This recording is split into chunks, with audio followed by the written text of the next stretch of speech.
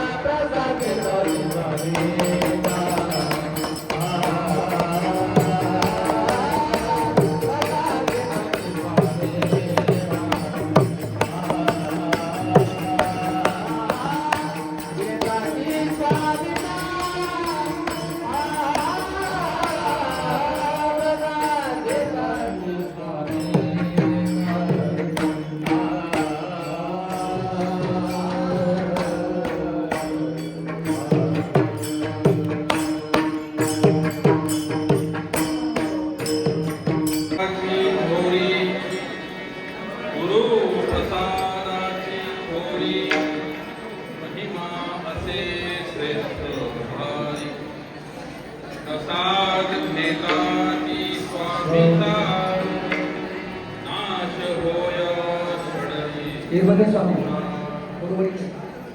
मी तू पण हान उरे सुख सुख नंद हो गगनी आनंद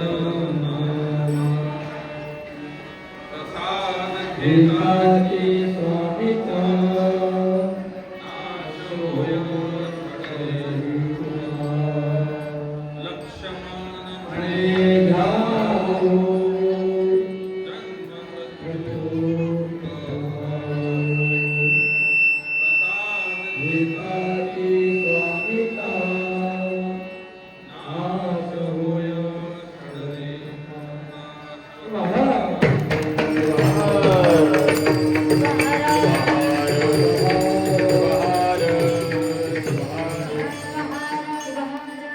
त्रैलोक्य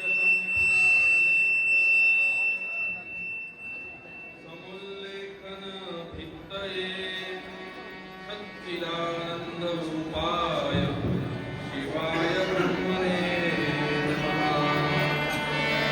यावाहुं सर्वलोकानां प्रकृतिं शास्त्रपादगाः तां धर्मचारिणीं शम्भो प्रणमामि परां स्वाम् अज्ञानतिमिरान्ध्रस्य ज्ञानाञ्जनशलाकया चक्षुरुन्मिलितं येन तस्मै श्रीगुरवे नमः. अत्यंत प्राचीन अशी परंपरा असलेलं हे हौली स्वामी मठ संस्थान आणि संस्थानाच्या वार्षिक यात्रेच्या निमित्तानं आयोजित हा अखंड शिवनाम सप्ताह आणि या सप्ताहाची आजची प्रसादाची सेवा ही माझ्याकडे आलेली आहे. प्रसाद रूपी कीर्तनासाठी संप्रदायाच्या नियमाप्रमाणे संत श्रेष्ठ लक्ष्मण महाराजांचा गुरु प्रसादाची थोरी महिमा असे श्रेष्ठ भारी हा अभंग निवडलेला आहे आणि ती कीर्तन रूपी सेवा आरंभ करण्यापूर्वी ज्या पवित्र स्थळी आपण सगळे जमलेलो आहोत अशा त्या मूळ समाधी पुरुष असलेल्या हौगी स्वामींना प्रथमतः मी अनंत नमस्कार समर्पित करतो. त्याचबरोबर केवळ उदगीर, लातूर, नांदेड नव्हे समग्र दक्षिण मध्य भारतात या सांप्रत काळामध्ये ही शिवभजनाची शिव सप्ताहाची ग्रंथराज परमरस्य पारायणाची ओळख टिकवणं हा धर्मप्रचार ज्यांनी केला, संप्रदायाची धुरा ज्यांनी 80 वर्ष सांभाळली असे ते राष्ट्रसंत सद्गुरू डॉक्टर शिवलिंग शिवाचार्य माऊली यांनाही मी प्रथमतः वंदन करतो. या उदगीर डोणगाव हौगी स्वामी मठाचे विद्यमान मठाध्यक्ष आत्मीय सद्गुरू डॉक्टर शंभुलिंग शिवाचार्य महाराज यांनाही मी वंदन करून कीर्तन रूपी सेवेला आरंभ करण्यापूर्वी तुम्ही सर्व जमलेले यात्रेकरू आणि विशेष म्हणजे या कीर्तनाला आपल्या संप्रदायातील ज्येष्ठ कीर्तनकार नव्हे ज्यांना आपण कीर्तन केसरी म्हणतो, सर्व कीर्तनकारांचे मार्गदर्शक चांबरेकर बाबा आहेत, इतरही कीर्तनकार आहेत, सर्व शास्त्रीगण, माहेश्वर मूर्ती, गायक, वादक आणि श्रोते हो. हा जो लक्ष्मण महाराजांचा अभंग आहे या अभंगात गुरु प्रसादाचं महत्व सांगितलेलं आहे. ज्या अर्थी गुरु प्रसादाचं महत्व सांगितलंय त्या अर्थी गुरुचं वेगळं महत्व सांगायची गरज नाही. गुरु श्रेष्ठ आहे म्हणूनच प्रसाद श्रेष्ठ आहे. गुरु प्रसादाचं महत्व सांगितलं, त्याचबरोबर त्या प्रसादासाठी जो पात्र झाला, ज्याला कृपा प्रसाद मिळाला, त्या प्रसादाचा परिणाम काय होतो हे सांगितलं. प्रसादाच्या परिणामाची परिणिती कशात होते हेही सांगितलं आणि जे काही प्राप्त झालं त्याचं किती मिळालं, काय मिळालं हे परिमाणही सांगितलं आणि फलश्रुती सांगितलं. शिवहाय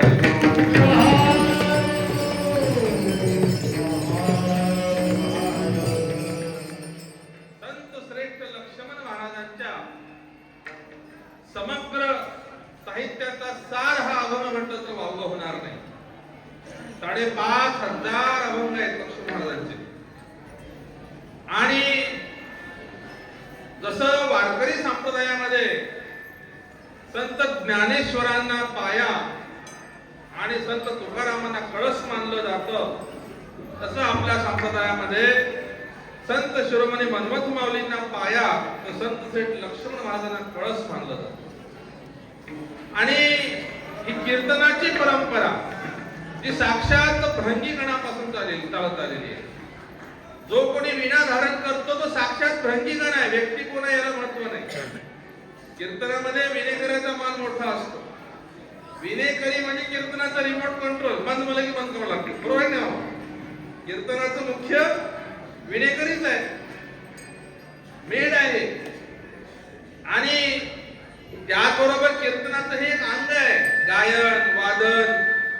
आणि म्हणून अशा या आनंदामध्ये हा नाद ब्रह्म आहे.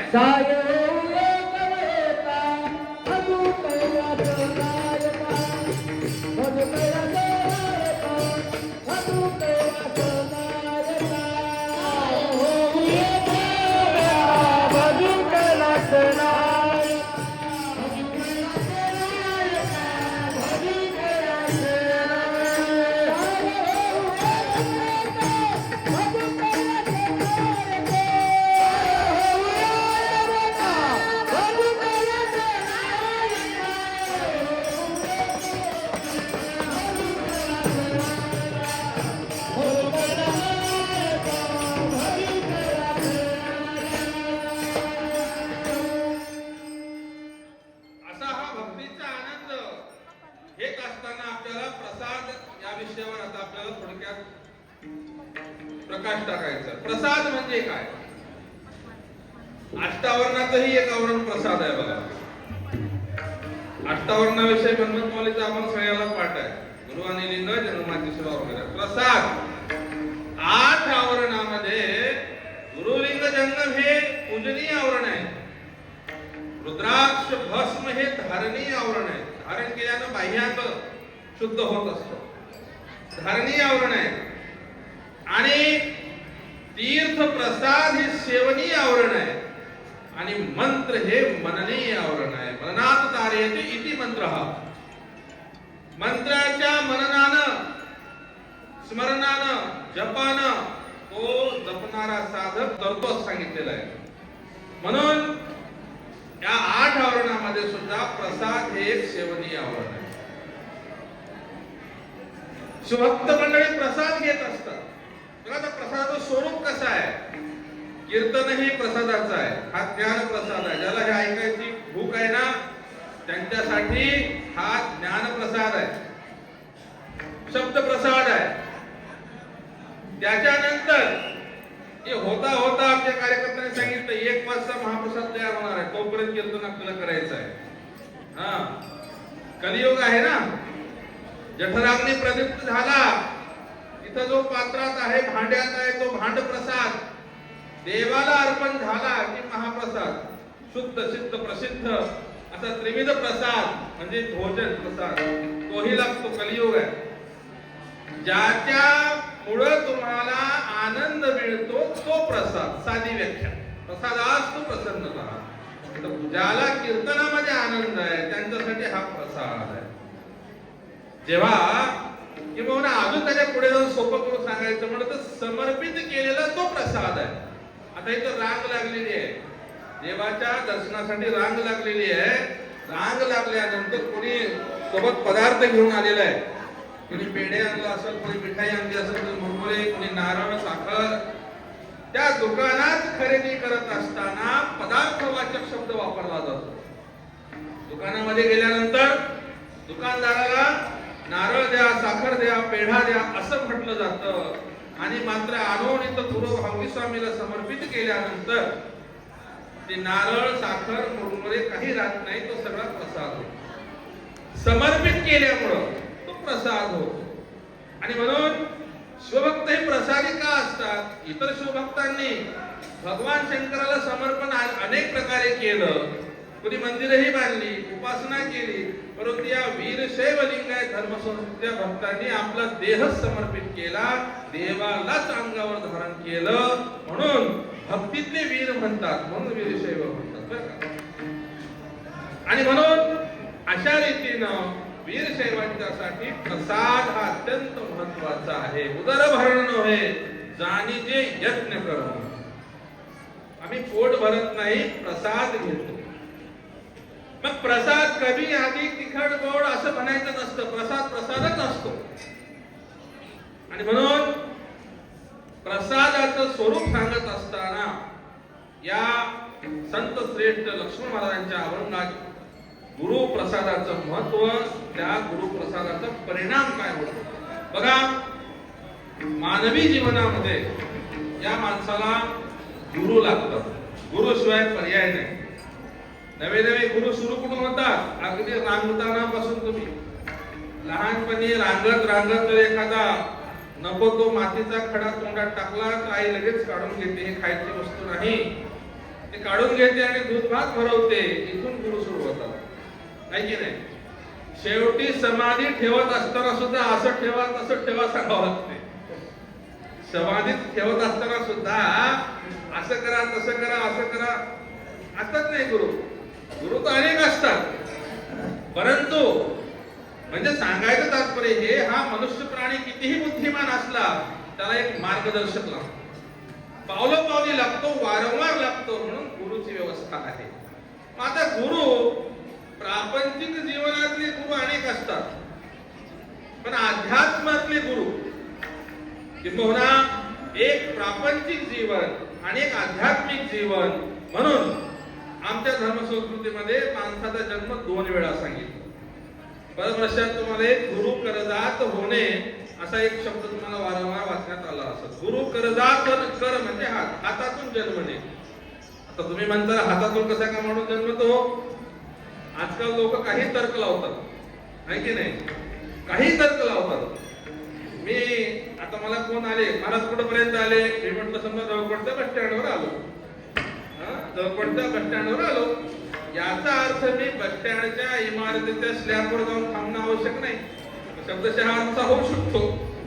जसं काही लोक म्हणतात सोमेश्वर, सिद्धेश्वर आदी स्थावर लिंग आहेत. स्थावर लिंगातून कसं काय तुमचे देव आचार्य जन्मतात? लिंगातूनच जन्मावा असं आवश्यक नाही, त्याच्या परिसरातही जन्म होऊ शकतो. आलं का लक्षात? जसं पूर्वीच्या काळामध्ये आम्ही पत्र टाकायचो कोणालाही. पत्र टाकत असताना एखादा पत्ता सांगावा लागतो ना, मठ गल्ली हंसाई मठाच्या बाजूला आजूला इकडं तिकडं काहीतरी एक प्रसिद्ध ठिकाण सांगावं लागतं, तर तुमचं घर सापडते. आता सगळ्या उदगीरमध्ये कुठे शोधवल्या पोस्टमॅन? आवड आहे की नाही? तर एखादं ठिकाण सांगावं लागते ना. तसं रेणुकादी आचार्यांचे जे लिंगोद्भव स्थान सांगितलं त्याच्याविषयी आमच्या काशी महास्वामींनी आम्हाला एक सुंदर उदाहरण दिलं. गंगायाम घोषकाचं. हा विषय नाही, थोडक्यात सांगून पुढे जातो की गुरु परंपरा कशी सुरू झाली आमची. तसं तर आम्ही आदिनाथ गुरु सगळं सिद्धांत नाथ संप्रदायानं मांडलं, आम्ही मानतो. श्रीमद भागवत ग्रंथात सुद्धा भगवान शंकराला विद्येची देवता किंवा आदि गुरु मांडलेला आहे. दहिता शिव तहिता शिवाचार मन्मथ मोही म्हणतात. मग तिथून आलेली ही आगमांची परंपरा आचार्यांच्या काळापर्यंत, आचार्यांच्या काळामध्ये आचार्यांचे लिंगोद्भव सांगत असताना कदाचित त्या अलौकिक कथा असतील. त्यावर एक न्याय व्याख्यानात उदाहरण सांगितलं की गंगायाम घोषः. मी नेहमी सांगत असतो गंगा काशीत आहे. आता सगळे लोक चालेल बघा स्नानाला, परंतु एक लक्षात घ्या, मन्मथ मांडस स्पष्ट सांगितलं गंगा तीर्थी एक अवघड खोली जाता जाय बुडून. तुम्हाला गंगा स्नानाची गरज नाही. गंगा पापम शशी तापम दैनंच कल्पतरू, पण तुझं पाहता माऊली पाप ताप दैन्य गेले. पूर्वीच्या काळात कसं होतं, पाप नष्ट करण्यासाठी गंगा स्नान करावं लागत. ताप आला तर पॅरासिटामॉलची गोळी नव्हती, चंद्राच्या शीतळ छायेत बसावं लागत होतं. गंगा पापम शशी तापम. आणि जे काही नसलं मागायचं असलं तर कल्पतरू लक्ष शोधून त्याच्या झाडाखाली जाऊन बसून मागावं लागत होतं. आहे की नाही? म्हणून एक म्हणजे सुभाषित तयार झालेला आहे. गंगा पापम शशी तापम दैनंदिन कल्पतरू. पण हे तिन्ही कुठं सांगितलं संतांनी? तुझं पाहता माऊले पाप ताप दैन्य घे.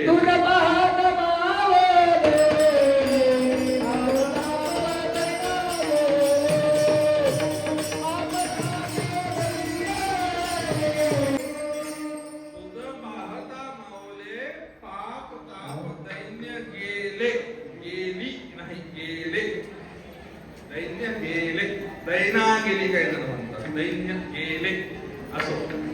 तर असा अधिकार आहे. मग गंगायाम घोष हा न्याय काय सांगतो? काशीत दोन मित्र भेटले. एक मित्र म्हटला का अरे आपण एवढे वर्ष काशीत राहतो, मित्र आहोत, तू मला कधी तुझ्या घरी बोलवत नाही चहा फराळाला काही. तुझं घर कुठं आहे? मी येतोय का तू चहा पाणी घ्यायला? सांग मला. त्या मित्रानं म्हटलं मम गंगायाम घोष, माझं गंगेवर घर आहे, माझं घर गंगेवर आहे.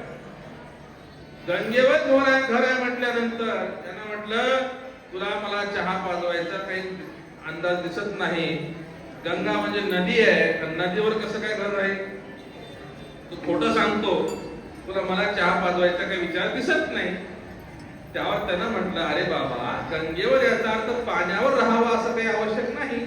गंगेच्या परिसरात नदी किनाऱ्यावर माझं घर आहे, म्हणावं लागेल मला गंगेवरच घर आहे असं काही गमती असतं. अशा रीतीनं भगवान शंकरापासून आगमांचा काळ, तिथून पुढे आचार्यांच्या पासून सिद्धांत शिखामणींचा काळ. कारण आगमाच्या उत्तर भागामध्ये जी ही शिवसंस्कृती सांगितली तेच ज्ञान भगवत्पाद रेणुकादी आचार्यांनी अनेक ऋषी म्हणला त्याचा उपदेश केला. पैकी रेणुकाचार्यांनी अगस्त्य म्हणला उपदेश केला असं आपल्याला सिद्धांत शिखामणीच्या माध्यमातून पाहायला मिळतं. आणि त्यानंतर तोच सिद्धांत वचनाच्या माध्यमातून 12व्या शतकात बसवण्णादी शरणांनी तोच सिद्धांत सांगितलं. पंचाचार, अष्टावरण, षटस्थल हे वेगळं काही नाही, तेच सांगितलं.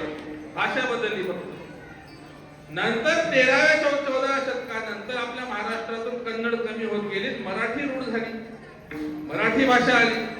मग मराठीमध्ये संत शिरोमणी परमत स्वामी असतील, शांतलिंग स्वामी असतील, या संत मंडळींनी तोच सिद्धांत अभंगाच्या माध्यमातून, अभंग हे गेय असतात. एखादा धडा पाठ करायला म्हणलं तर अवघड आहे, पण कविता पाठवू शकतात, कारण ते काव्य आहे, पद्य आहे. गद्य लक्षात राहत नाही, पद्य लक्षात राहते. आता आमच्या हे गायक वादक भजन मंडळीला कितीतरी अभंग पाठ असतात. त्याचं कारण आहे, त्याऐवजी एखादं वर्षाचा अध्याय पाठ करा म्हणलं तर अवघड काम आहे, तर अभंग पाठ होतात, कारण ते पद्य असल्यामुळे ते गेय असतात. म्हणून हे अभंग वाङ्मय संत मंडळीने निर्माण केलं आणि त्याच्यामधून तोच सिद्धांत सांगितला. मूळ सिद्धांत काही बदलला नाही. काळ बदलला, भाषा बदलली, वाङ्मयाचं स्वरूप बदललं, मात्र या सगळ्यामध्ये एक साम्य आहे, ते म्हणजे या सगळ्या ह्याच्यामध्ये गुरुला अनन्य साधारण असं महत्व आहे. नवे नवे आमच्या वीरशैव लिंगायत धर्म संस्कृतीमध्ये आमची गोत्र परंपराच गुरुची आहे. आम्हाला अगस्त्य कश्यप पर्यंत 7-8 गोत्र 100 गोत्र नाही, 5च गोत्र आहेत. वीर, नंदी, भृंगी, वसुस्कंद, त्या 5 गोत्र पुरुषांपासून. आता याच्यात सुद्धा गंमत अशी आहे, हे सगळे गण पुरुष होते. वीर म्हणजे वीरभद्र सगळ्यांना माहिती आहे, त्यांची जोडी भद्रकाली सगळ्यांना माहिती आहे. आता नंदी, नंदी म्हटल्यानंतर तुम्ही सरळ सरळ बैलच समजता, बरोबर आहे? हे पुराण काळामध्ये झालेलं आहे बरं का. मात्र नंदीश्वर नावाचे एक शिवगण होते, ही गणसृष्टी होती. त्याचे आपल्याला पुरावे स्कंद पुराणाचा ब्रह्मोत्तर खंड असलेल्या शिवलिंगामृत ग्रंथात सुद्धा पाहायला मिळतं, आहे की नाही? सगळे देव बसले एका ठिकाणी, म्हटले सृष्टी निर्माण करा. कोणाला म्हटलं? ब्रह्मदेवाला म्हटलं. ब्रह्मदेवाने सांगितलं मला नाही करता येत. मग सगळे गेले भगवान शंकराकडे, एवढं म्हणे माझं नाही ज्ञान. मग शंकराने सांगितलं सृष्टी निर्माण कशी करायची? पहिल्यांदा घनसृष्टी निर्माण करून दाखवली. एखादा इंजिनियर तुम्ही रिकामा प्लॉट घेऊन गेल्यानंतर कसं बिल्डिंग बांधायची, आर्किटेक्ट काय करतो, तुमचं ते घर बांधल्यानंतर कसं दिसणार आहे त्याचं चित्र तुम्हाला कम्प्युटरवर काढून दाखवतो. हे असं करा, मग त्याप्रमाणे ते कामगार लोक कामाला लागतात. तसं भगवान शंकरानं पहिल्यांदा गणसृष्टी निर्माण केली. गणसृष्टी निर्माण केल्यानंतर ते पाहून पुन्हा ही जीवसृष्टी निर्माण झाली असं पौराणिक सुद्धा दाखला आहे. असो तर अशा अनादी काळापासून आपल्या धर्म संस्कृतीमध्ये गुरुला मात्र अनन्यसाधारण महत्व आहे आणि म्हणून आमची गुरुगोत्रीय परंपरा आहे. म्हणून अशा गुरूंचा आता गंमत अशी आहे, गुरु तर भरपूर आहे, गुरु तर बसता उठता जाता येता तुम्हाला मिळतील, परंतु परमरहस्यामध्ये माऊली सांगतात की गुरु तर तुम्हाला अनेक मिळतील. गुरु तर स्वरूपही सांगितलं, कोणी बसाचं म्हणतील, कोणी उभेच राहा म्हणतील, कोणी जटाचं वळवा, कोणी उपाशीच राहा, कोणी जेवणच करा, असे अनेक प्रकारचे अनेक गुरु आहेत. पण सद्गुरु मिळणं दुर्मिळ आहे. मग असे सद्गुरु जेव्हा मिळतात, त्यांचा कृपा प्रसाद जेव्हा मिळतो, त्यांचा हस्त जेव्हा मस्तकावर आमच्या ठेवला जाऊन क्रिया वेधा मंत्र अशी त्रिविध दीक्षा प्राप्त होते, त्या दिवसापासून तो सद्भक्त गुरु कर्जात होतो. मला काय सांगायचं होतं की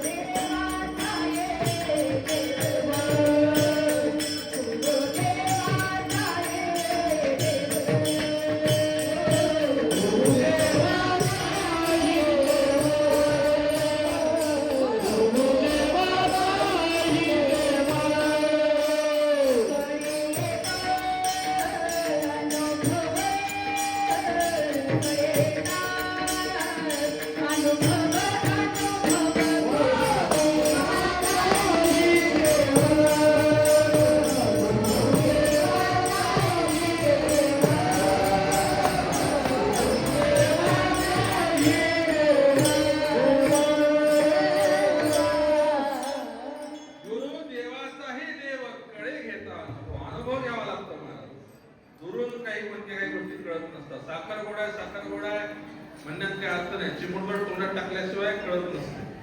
तसं आम्ही गुरुच्या सानिध्यात गेलं पाहिजे. बघा भगवद्गीतेतही सांगितलं की आम्ही गुरुंना कसं शरण गेलं पाहिजे.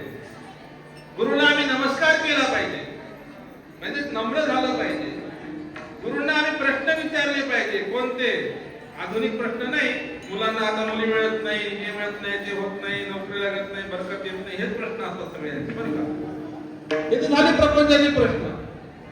परंतु त्यापेक्षा माझा उद्धार कसा होईल, किंवा परमरहस्यामधले ह्या ओवीचा मला अर्थ कळना मला सांगा, किंवा ह्या अभंगातला हा हे चरण मला काही लक्षात आलं नाही हे सांगा, असे म्हणणारे गुरु शिष्य, गुरुकडे जाणारे शिष्य विरळ आहेत. बरं का, आता एरवी सगळे प्रश्न प्रापंचिक असतात. ज्या गुरुनं प्रपंच सगळा सोडून गुरुपदावर विराजमान असतात त्यांना पुन्हा प्रपंचाचेच प्रश्न. आता गुरुनं तर काय सांगावं, अवघडच काम आहे. करतात म्हणूनही गुरुदेवापेक्षा श्रेष्ठ आहे असंही मौलींनी म्हटलेलं आहे.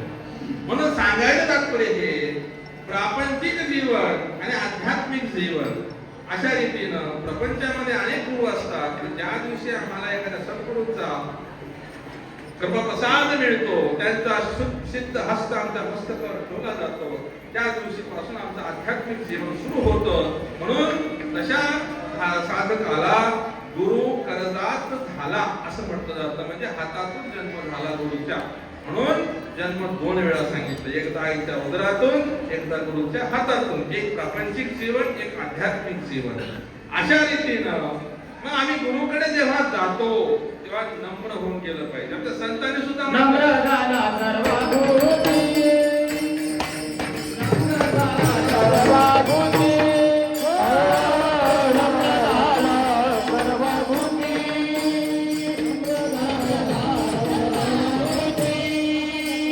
भासे शिवाची विभूती, भासे शिवाची विभूती, नम्र झाला सर्वभूती,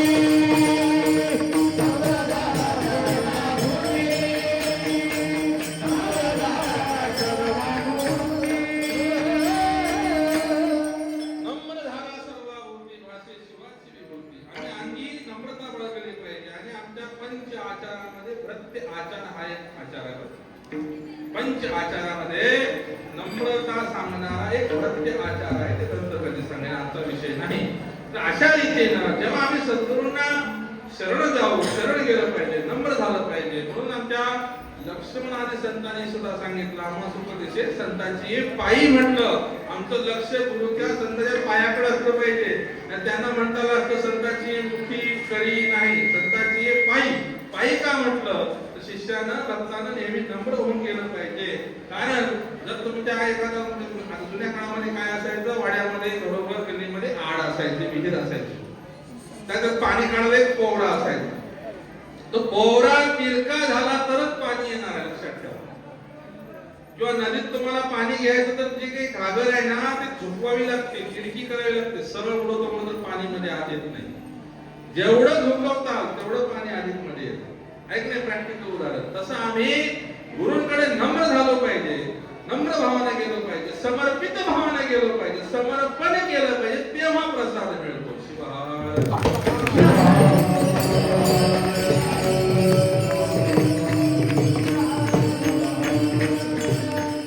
एवढे काही घाई करू नका, अजून 3-4 तास काय सोडणार नाही मी तुम्हाला. असं तर सांगायचं तात्पर्य हे, जेव्हा आम्ही नम्र होतो, समर्पित होतो, तेव्हाच आम्हाला खऱ्या अर्थाला प्रसाद मिळतो. ती अनुभूती आहे. शेवटी प्रसाद काय एक अनुभूती आहे. तुम्हाला सांगतो मी गंमत. असं म्हटलं जातं, जेव्हा आम्ही एकमेकाला भेटलं, आपली तर एक संस्कृतीच आहे एकमेकाला शरणोशरणार्थी म्हणायची. नमस्कार, शरणोशरणार्थी जे काही म्हणतात, इतर मंडळी काही म्हणतात. एकमेकाला भेटल्यानंतर अभिवादन केलं जातं. अभिवादन करण्याची आमची संस्कृती आहे. जर आम्ही अभिवादन करत असताना 2 हात जोडले, थोडस मस्तक झुकून जर अभिवादन केलं तर असं सांगितलं जातं की आमच्या ठिकाणी असलेला अहंकार हा 25% कमी होतो. 25%. थोडं जर मान झुकवली अजून 25%. आणि गुरु, जंगम, ज्येष्ठ, आई, वडील यांच्या चरणावर जेव्हा आम्ही नतमस्तक होतो त्या क्षणापर्यंत मात्र 100% तुमच्या ठिकाणी असलेला अहंकार हा गळून पडलेला असतो. तुम्ही राहत नाही, ती एक अनुभूती आहे, तो प्रसाद आहे. शिवाय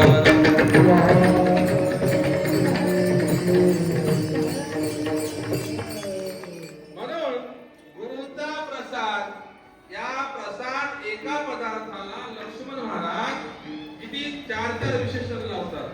गुरु प्रसादाची थोरी, महिमा, श्रेष्ठ, भारी 4 विशेषण लावतात. व्याकरणाच्या अर्थात हा दोष होतो व्याकरण दृष्टीने पाहिला, पण आमच्या भक्ती याच्यात व्याकरण पाहिलं जात नाही. भक्ती मार्ग आहे हा. आणि म्हणून गुरु प्रसादाची थोरी, महिमा असे, श्रेष्ठ, भारी हा पहिलं चरण.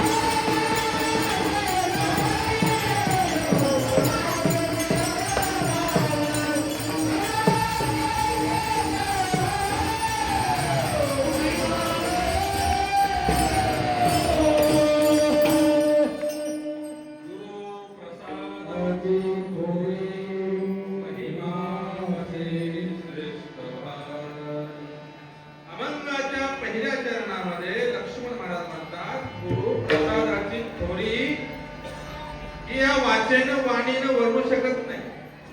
कारण त्याचा महिमा, त्याचं श्रेष्ठत्व भारी मोठं. भारी म्हणजे अधिक जड. गुरु याचा अर्थही मोठाच होतो. गुरु म्हणजेच मोठा, गुरु म्हणजेच अधिक, गुरु म्हणजेच भारी. गुरु प्रसादाची थोरी, बघा थोरवी सुद्धा सांगितली, महिमा आहे. आणि अशा रीतीनं तो गुरु प्रसाद ज्याला प्राप्त झाला, प्रसादाची महिमा सांगितली, त्याचं महत्व सांगितलं, त्याची थोरवी गायली. परंतु त्या प्रसादाच्या ग्रहणानं गुरुचा प्रसाद एक पात्र व्हावं लागतं. एरवी आता मगाशी आपण पाहिलं की कळो घेता अनुभव घ्यावा लागतो. सगळ्याला एवढं मिळेल असं नाही. मुळात साधक होणं हेच अवघड आहे. आता उपासना मार्ग अनेक आहेत. सगळ्या लोकांना प्रत्येकाला काहीतरी व्हावं वाटतं. पण मी नेहमी सांगत असतो, तुम्ही देव व्हायच्या भांडणीत पडू नका, अगोदर माणूस व्हा. एक पायरी सोडून आपल्याला चढता येत नसतं जिना, एक एक पायरी चढावी लागते. काही लोक मधली पायरी सोडून देतात. स्वतःला माणूस समजतच नाही, देवच समजतात. काही लोक स्वतःला माणूस समजतच नाही, त्यांना समोर एक माणसं दिसतच नाही. पहिल्यांदा माणूस झालं तर देव होता. बरं का, भक्त होणंच अवघड आहे. आपले 6 टप्पे आहेत. भक्त महेश्वर प्रसादी प्राणी शरण ऐक्य. इथं सुद्धा अवघड काम भक्ताचंच आहे. भक्त होणंच अवघड आहे. भक्त होणंच अवघड आहे. मी म्हणतात असं कसं शक्य आहे? असंच एकदा अनुभव मंडप भरला होता. अनुभव मंडप भरल्यानंतर न जाणो अध्यक्ष असलेले अल्लम प्रभुदेवांना काय मनात आलं, त्यांनी विचारलं, सांगा म्हणले सगळ्यात मोठं कोण आहे? सगळ्यात मोठं कोण आहे? हात वर करा. सगळ्याला वाटलं मीच मोठा आहे, हात कसं वर करावं? बाजूला दुसरे बसले. साक्षात बसवण्ण आहे, इतर शरीर आहे, त्यांचं एवढं मोठं काम आहे, हात कसं वर करावं? मी मोठा कसं म्हणावं? वाटू लागलं बरं सगळ्याला, मीच मोठा आहे, त्याच्यापेक्षा मीच मोठा आहे, मीच मोठा आहे वाटू लागलं. इथे वाटते तुम्हाला मीच मोठा आहे, पण तो म्हणता येईना. 2 मिनिट झाले, 5 मिनिट वेळ संपली.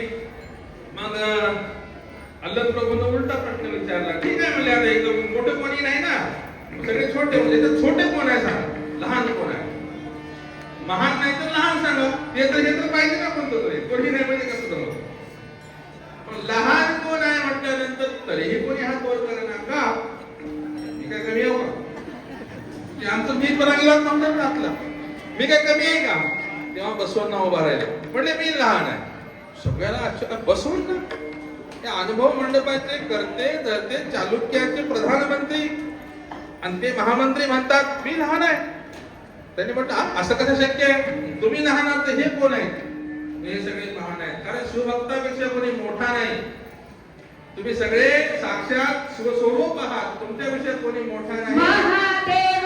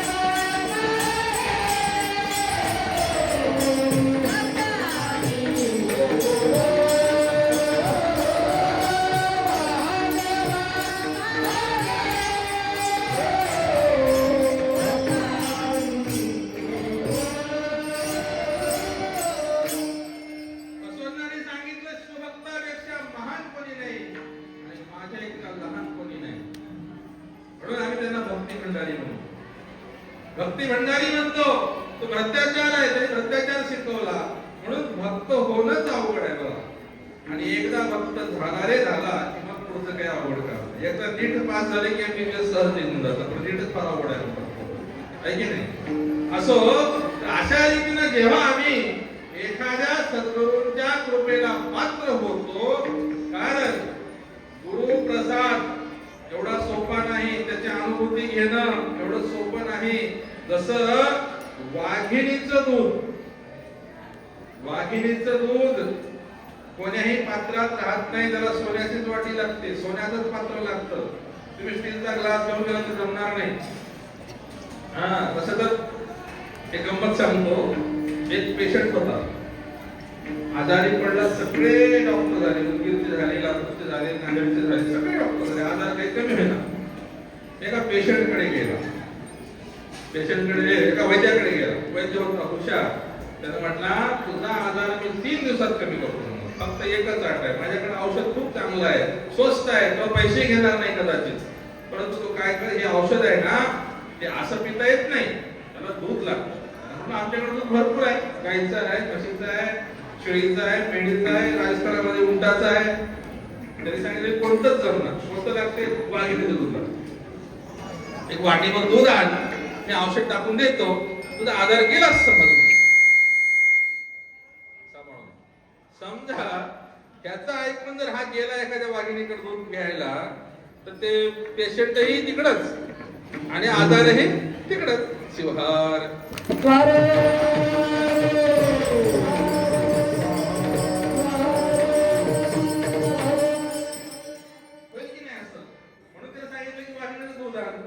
आजारही तिकडच आणि तुम्ही तिकडच असो जसं वाघिणीचं दूध स्वर्ण पात्राशिवाय थांबत नाही म्हणतात म्हणून त्याला काय म्हणलं पात्र आणि पात्र झालं पाहिजे गुरुच्या कृपेला प्रसादाला आम्ही पात्र झालं पाहिजे आणि जेव्हा आम्ही पात्र होतो आणि गुरु प्रसन्न होतात तेव्हा जो प्रसाद मिळतो त्याचा परिणाम विलक्षण आहे मला त्याचा परिणाम एवढा विलक्षण आहे की दुसऱ्या आपल्याला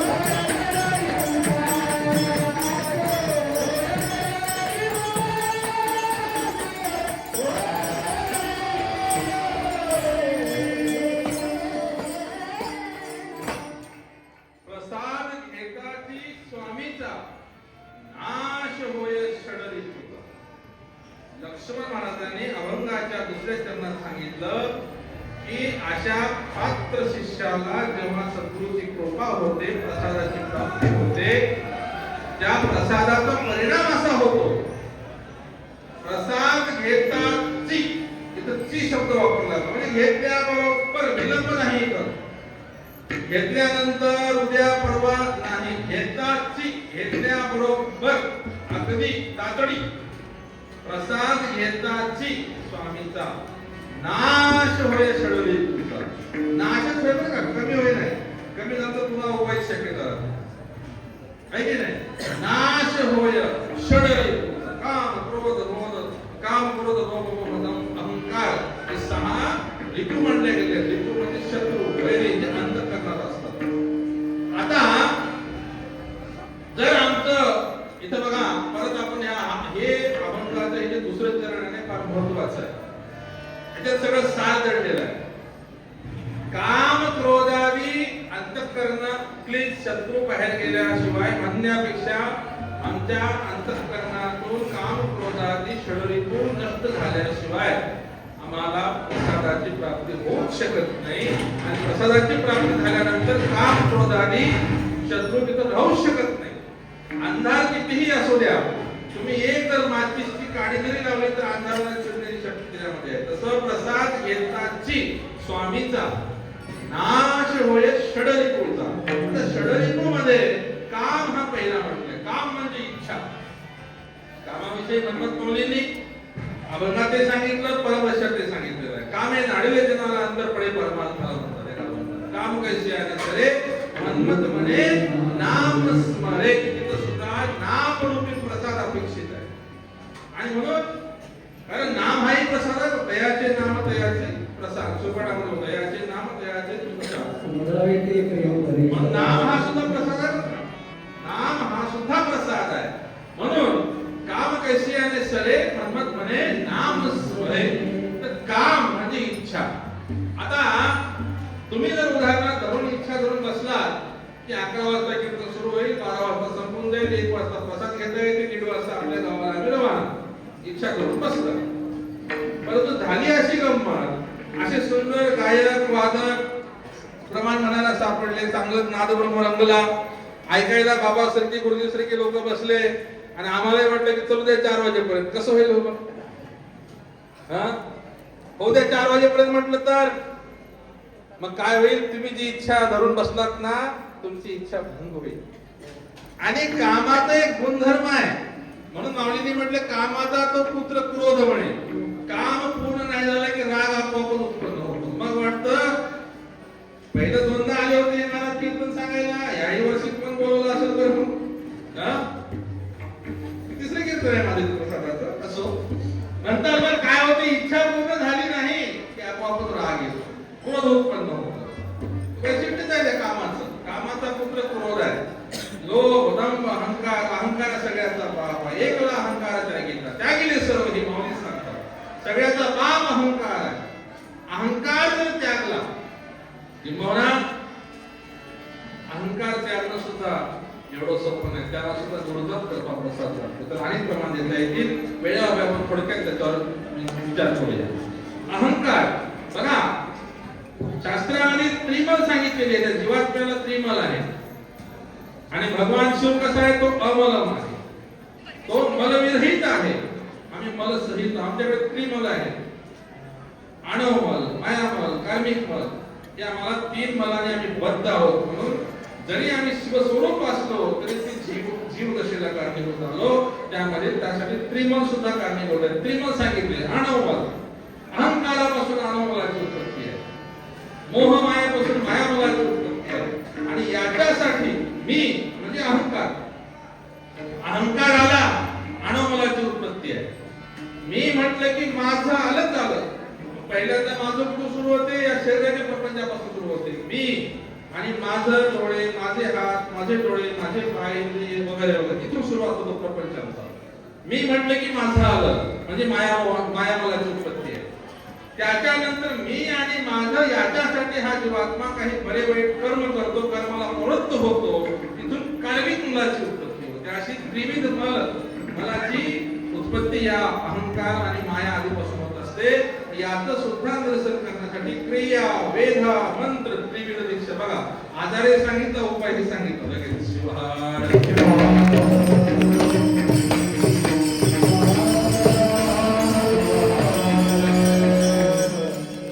क्रिया, वेधा आणि मंत्र त्रिविध दीक्षेने इष्ट प्राण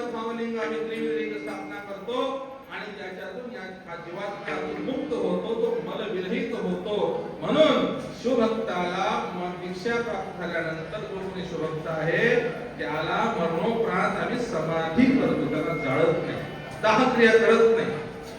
मी आता अलीकडच्या काळामध्ये पाहायला लागलो, काही जण म्हणतात काही अपघाती निधन झालं किंवा काही विषप्राशन असं काही झालं, विपरीत परिस्थितीमध्ये लोक दाह करण्याचा प्रयत्न करतात. तुम्ही आपल्या बाजूला आजूबाजूला असलेल्या मुसलमान समाजामध्ये एक तरी जाळलेलं उदाहरण दाखवा, म्हणजे अपघात होऊ द्या काहीही होऊ द्या, जाळलेलं एक तरी उदाहरण दाखवा मला. तुम्हाला कोणी सांगितलं जाळा म्हणून? अपघात झाला म्हणजे जाळायचं असतं का? तरुण मेला म्हणजे जाळायचं नाही, समाधीच केली पाहिजे. जरी त्याच्या प्रारब्ध कर्माने त्याला बसून समाधी देता नाही आले तर आडवी झोपून टाका, परंतु तो समाधीच करा, हे लक्षात ठेवा. कारण शिवभक्ताला आम्ही जाळत नाही. हनुमंत माऊली म्हणतात की अगोदर शिजलेला आहे ना, जे अगोदरच पाक काय झालेलं आहे, शिजलेलं आहे, त्याला परत शिजवायची गरज नाही.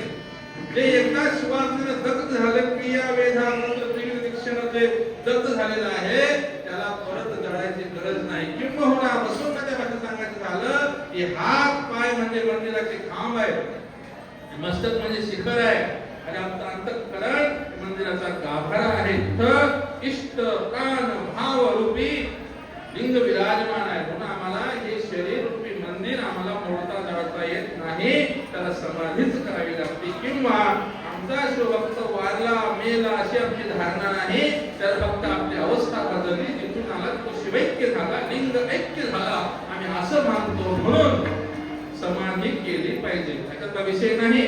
परंतु अलीकडच्या काळात आम्हाला फोन येतात म्हणून मला हे सांगावं लागलं. शिवहार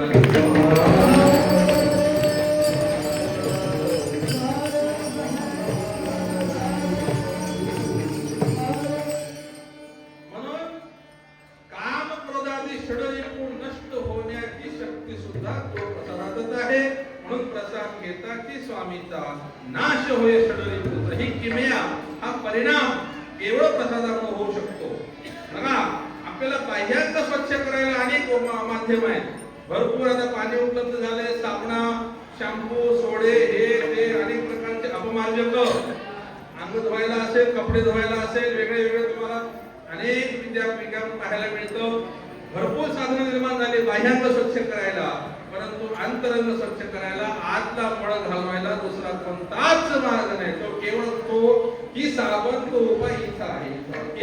हे अंतकरण स्वच्छ करण्याचं माध्यम आहे. म्हणून केवळ गुरु प्रसाद घेता की स्वामीचा नाश होय षडरिपूचा.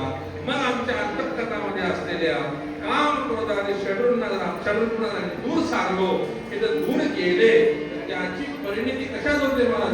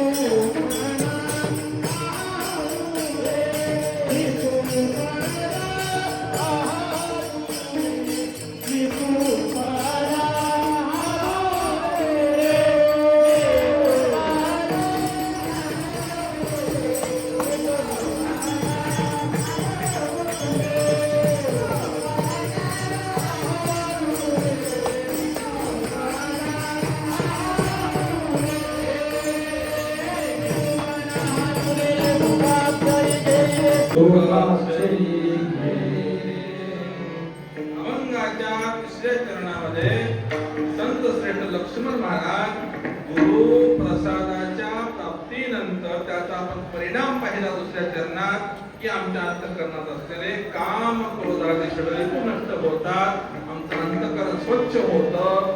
मग आमचं अंतःकरण स्वच्छ झाल्यानंतर आमच्या पुढे मी तू हा भाव आता शिल्लक राहतो. पहिल्यांदा मी गळून पडतो, मी गेले की तू आपोआपच जातो. हे लक्षात घ्या, मीच जाणं अवघड आहे. मी गेले की तू आपोआपच जातो, तू म्हणायची गरजच नाही. मी तू पण हा नव्हे, मी आणि तू हा वेगळे, हा द्वैत. मी आणि तू म्हणजे द्वैत भाव आहे. मी आणि तू झालं की कुठे दुःखालाच कारण आहे.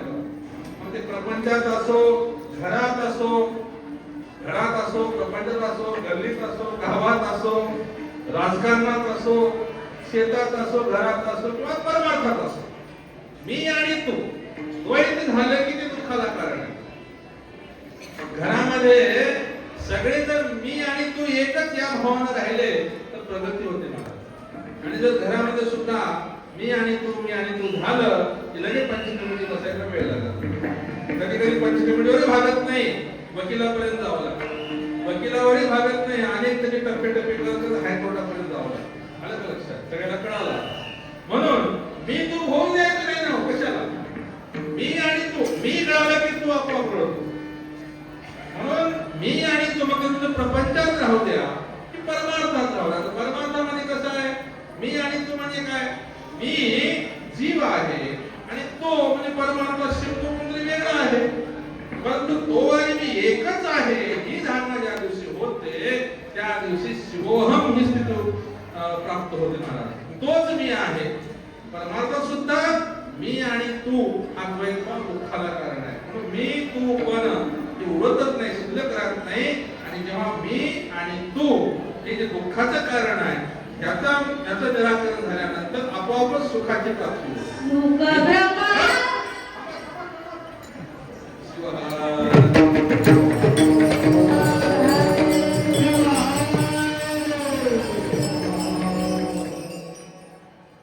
मी तू पण नव्हे सुख अक्षय गेले.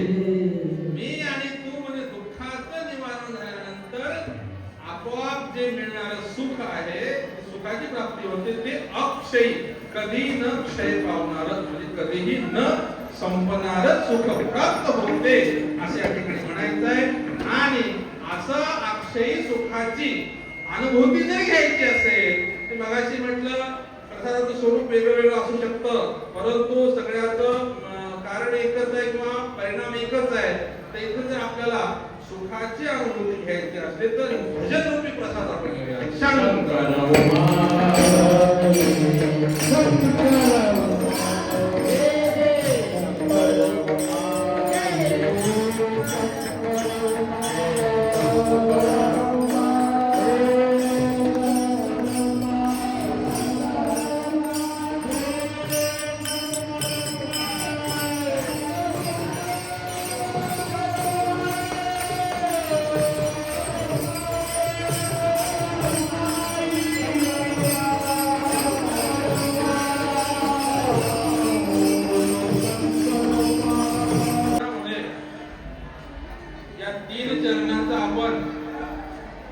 धावत्या वेगामध्ये भावार्थ पाहिलेला. आता अजून 2 चरण शिल्लक आहेत उत्तरार्ध. आतापर्यंत आपण पाहिलं गुरु श्रेष्ठ आहेत. आमच्या धर्म संस्कृतीमध्ये गुरुंना अनन्य साधारण असं महत्व आहे. गुरु पासूनच आमची गोत्र परंपरा आहे. अष्टावर्णाचे प्रमुखही गुरु आहेत. क्रिया, वेदा, मंत्र, त्रिविध दीक्षा देण्याचे अधिकारीही गुरु आहेत. आणि अशा त्या गुरूंना जर आम्हाला कृपा प्रसाद प्राप्त झाला तर आमच्या ठिकाणी असलेले षडरिपू नष्ट होतात. हा त्या प्रसादाचा परिणाम आहे.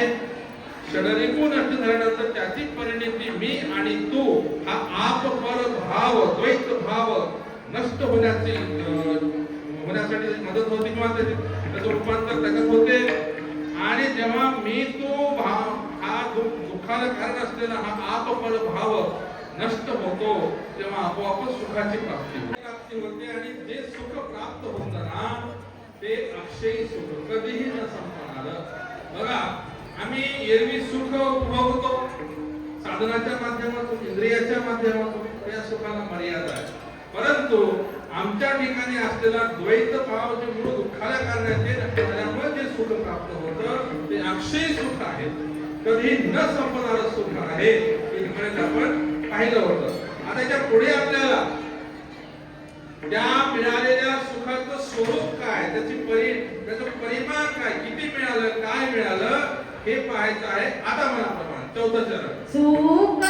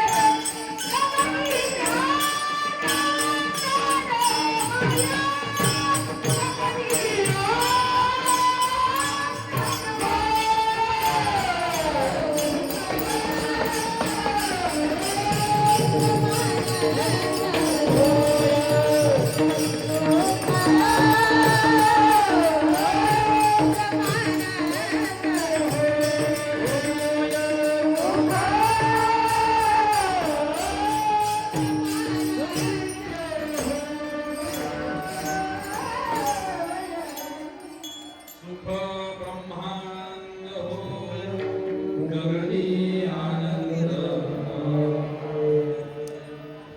त्या मिळालेल्या अक्षयी सुखाचं रूपांतर आनंदात झालं. सुख आनंद, आनंदाचे प्रकार वेगळे असतात. आपण फक्त ब्रह्मानंदाचा विचार थोडक्यात करू. ब्रह्मानंद होय, ब्रह्मतत्व असं आहे ज्याची उपमा करता येत नाही, व्याख्या करता येत नाही. अणुहून लहान आहे, महान अशा आनंदाची प्राप्ती झाली. वेळा होय आपल्याला एक वाक्य संपवायचं आहे, एक वाला झालेला आहे. सुख ब्रह्मानंद होय, गगनी आनंद न माया. गगन याचे दोन अर्थ होऊ शकतात. एक तर आमच्या अंतःकरणाला आम्ही गगन म्हणतो, हृदयाला आकाश म्हणतो. हृदय आकाशी सुख शिवशक्तीमध्ये प्रकाश कल्पना म्हणतो की नाही, पंचाक्षराचं म्हणतात. अंतःकरणालाही दहड आकाश, हृदय आकाश असं म्हटलं जातं. आणि हे आपल्याला दिसणारं हे आकाश. आकाशाचा मोजमाप करता येतो का? करता येत नाही. आकाश म्हणजे पोकळी. आता मंडपाचा मोजमाप करता येतो, 100 बाय 50 आहे, 50 बाय 150 आहे, 300 बाय 300 आहे, ते काय आहे ते आहे. परंतु आकाशाचा मोजमाप करता येत नाही. तुमचा आमचं सोडा, आपल्याला तर 4-5 अंकाच्या पुढचं गणित येत नाही. परंतु जे मोठे मोठे शास्त्रज्ञ मोठे मोठे दुर्बिणी घेऊन बसले, त्यांना सुद्धा या अंतराळाचं गणित कळालं नाही. आलं का लक्षात? परंतु आमचे जे पूर्वाचार्य होते त्यांना कळालं हे किती जरी मोठं असलं तर हे आहे लंबगोल. त्यांना कळालं हे गोल आहे, पण त्याला नाव दिलं त्यांनी खगोलशास्त्र. पृथ्वी सुद्धा गोल आहे, त्याला नाव दिलं भूगोल. त्याला माहित होतं इतर धर्मांचा सगळं सपाट आहे म्हणत नव्हते. काही धर्मामध्ये काय माहिती आहे, काही सपाट आहे, पृथ्वी सपाट आहे. पुढे गेला तर खाली पडून खालीच पडतात असं त्याकडून पडते की माणूस तसं समज आहे काही धर्मामध्ये. आमच्याकडे तसं नाही. भू गोल, ब्रह्मांड गोल, सूर्यमाला गोल आणि त्याचं प्रतीक हे लिंग आहे. स्वर्ग दयाची सळंका समुद्र पाणी पिंड शेषाचा आहे की वैसका जो आधार तिने लोका लिंग देखिले देखिले त्रिभुवने विस्तारिले लिंगाचं स्वरूप लयं गच्छति यत्र वजगले चराचरं पुनः पुनः समुत्थित लिंगम ब्रह्मशाश्वतम. ही लिंगाची व्याख्या आहे. म्हणून त्याला आधार दिला आणि त्या लिंगाची ज्योती स्वरूप लिंगाची आम्ही उपासना करतो. त्याच स्वरूपाला इष्टलिंग रूपाने आम्ही अंगावर धारण करून त्याची उपासना करतो. अंगावर लिंग धारण करणारे 3 संप्रदाय आहेत. वीरशैव आहेत, आदिशैव आहेत, आराध्यशैव आहेत. आजही तामिळनाडूमध्ये आदिशैव आहे. ते तेलंगणा, आंध्र प्रदेश आणि कर्नाटकाच्या सीमावर्ती भागामध्ये आराध्यशैव आहेत आणि वीरशैव आहे. असे 3 प्रकारचे शैव हे अंगावर लिंग धारण करतात. अजून एका प्रकारचे शैव हे माती किंवा वाळू किंवा पार्थिव लिंग म्हणतो त्याची उपासना करतात. आणि बाकीचे 4 शैव हे जाऊन मंदिरातल्या 3 शैव जाऊन मंदिरातल्या स्थावर लिंगाची उपासना करतात. असे सप्त शैव शास्त्र सांगितले. पुन्हा कधी सांगू शिवहार.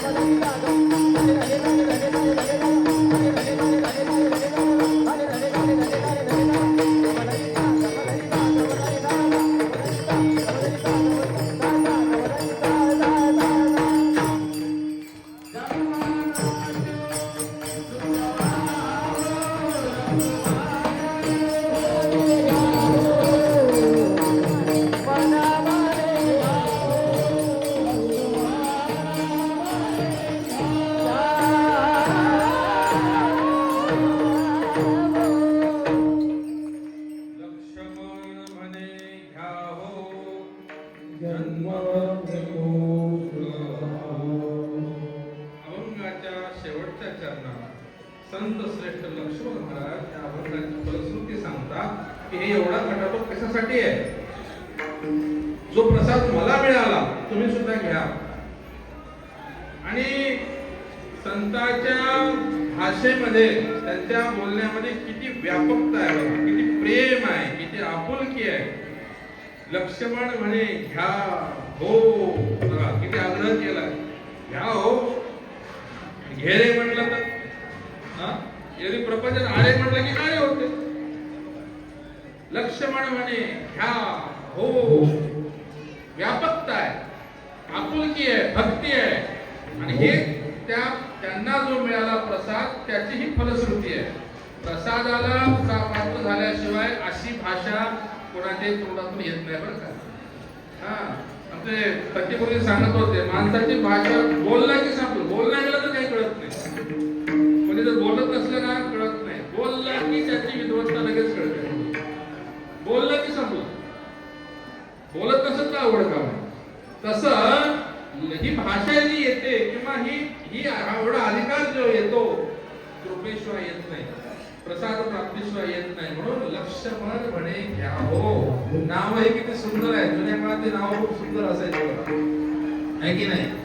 लक्ष्मण, राम, शंकर, महादेव वगैरे वगैरे, गिरिजा, पार्वती, उमा, आता हे सगळे नाव गेले. कारण आमच्या या लेकरांच्या किंवा मुलांच्या नाव घेता घेता सुद्धा भगवंताचं स्मरण घडावं याचा त्यामागचा उद्देश होता. म्हणून देवाची नावं ठेवायची. लक्ष्मण, मन आणि लक्ष एकत्रित पाहिजे बरं काय. मन एकीकडे, लक्ष एकीकडे, लक्ष एकीकडे, मन एकीकडे लक्ष साध्य होत नसतं. मन आणि लक्ष दोन्हीची सांगड घालायला लागते तरच लक्ष साध्य होतं बरं का. नाहीतर मन एकीकडे पळालं लक्ष एकीकडे राहून जाते. लक्ष्मण म्हणे घ्या हो. जन्म मृत्यू चुकवा हो. बघा नुसतं मृत्यू चुकवा हो म्हटलं नाही, कारण त्यांना माहित आहे मृत्यू कधी चुकत नसतो. जन्माला जो आला तो मरणारच. अवतारी देवाना सुद्धा अवतार संपवावाच लागला काम संपल्यावर. म्हणून इथे काय करायचंय, मृत्यू चुकवायच्या भानगडीतच पडायचं नाही, जन्मच चुकवायचा आहे. जन्मच चुकला तर मरण्याचा प्रश्नच नाही. हा या मागचा उद्देश आहे सांगण्याचा. अशा रीतीने हा अभंग धावत्या वेगात थोडक्या वेळात मी सोडवण्याचा प्रयत्न केला. वास्तविक पाहता मी काही कीर्तनकार नाही, आम्ही बसून प्रवचन करणारी महाराज मंडळी, त्यातही पण प्रत्येकाच्या थोडं वेगळं ऐकायला भेटतं. अभंग तोच आहे हा, परंतु ऐकायला मात्र निर्मळ वेगळं भेटतं. ही अभंगाची किमया, हे अभंग वाङ्मय आहे, संत साहित्य आहे. आणि म्हणून हा अभंग सोडवावा एवढा माझा अभ्यास नसतानाही फक्त तुम्ही प्रेमाखातर तुमच्या या म्हणलं मला कीर्तन करा, उभा राहिलो. आणि त्यातही ज्यांचं आम्ही लहानपणापासून कीर्तन ऐकत ऐकत मोठे झालो, ते आमचे ज्येष्ठ मंडळी सगळे समोर बसून आहेत. आणि त्यांच्या पुढे काय बोलावं, खरंच मोठेपणा नाही, काय बोलावं त्यांच्या पुढे, त्यांचं ऐकत ऐकत आम्ही मोठे झालो.